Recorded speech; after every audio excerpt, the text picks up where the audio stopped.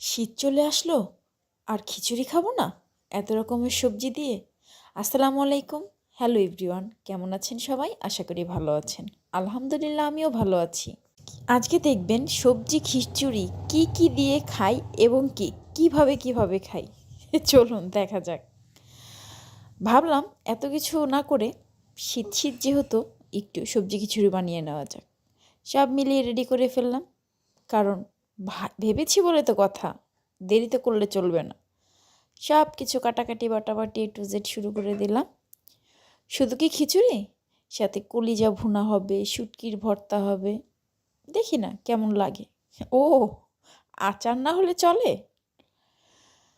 যাই হোক, শুরু করে দিলাম রান্নাটা, খিচুড়িটা বসানো। সব কিছু মিলেই মাশাল্লাহ খুব সুন্দর ছিল। আমরা প্রথমে রান্নাটা শুরু করে দিলাম।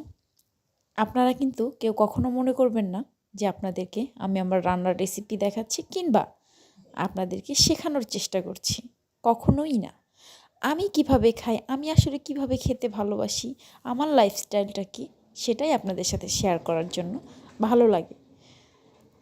কিন্তু আপনারা কেউ কখনো বাজে কোনো মন্তব্য করবেন না। যার যার লাইফস্টাইল তার তার মতো হোক না একটু বাজে, তবু তাকে উৎসাহ দেওয়ার চেষ্টা করবেন কিংবা ভালো বলার চেষ্টা করবেন। আচ্ছা, যাই হোক, কথা বলতে বলতে দেখুন আমি মুরগি দেওয়ার পরে সবজিগুলো দিয়ে ফেললাম। দিতে দিতে কালারটা কত সুন্দর এলো, মাশাল্লাহ। এইভাবে করে করেই রান্নাটা শেষ করতে হবে। ওইদিকে তো বাচ্চাদের দুষ্টুমি আছেই। রাতের বেলা এত মানুষের সমাগম হলে একটু দুষ্টু তো করবেই। তাদের দুষ্টু ছাড়া কি হয়? সব মিলিয়ে মাশাল্লাহ খুব সুন্দর হচ্ছে। দেখতে পাচ্ছেন আমার খিচুড়িটা কতটাই সুন্দর, কিন্তু খাওয়ার পরে যে এতটা প্রশংসা পাবো এটা বুঝতে পারিনি। এরপর রান্নাটা প্রায় কাছাকাছি। তারপর আমি কলিজা ভুনাটা বসানোর জন্য প্রস্তুতি নিয়ে নিলাম। কলিজাটাও সুন্দরভাবে ভুনা করে যাতে বাচ্চারা খেতে পারে, তাদের জন্য, বড়দের জন্য না। আমরা তো খিচুড়িটা আমাদের জন্য করেই নিলাম।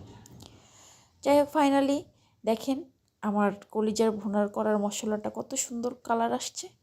কলিজা ভুনাটাও আমার প্রায় কাছাকাছি শেষের দিকে। আমি আবার পাশের চুলাতেই একটু কড়াইতে ছোট্ট করে কিছু শুটকি ভেজে নিলাম।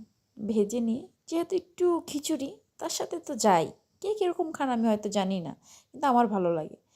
অবশ্যই একটা কথা আছে না, শেষ ভালো যার সব ভালো তার। তো আমার অবস্থাটাও তাই, দেখেন মাশাল্লাহ। আর অবশ্যই আমার খিচুড়িটা লোভনীয় হয়েছে কি না আপনারা আমাকে কমেন্ট বক্সে জানাবেন। খুনসুটি ব্লগের পাশে থাকবেন, ভালো লাগলে লাইক কমেন্ট শেয়ার করবেন, ফেসবুক পেজেও ফলো দিবেন। ধন্যবাদ।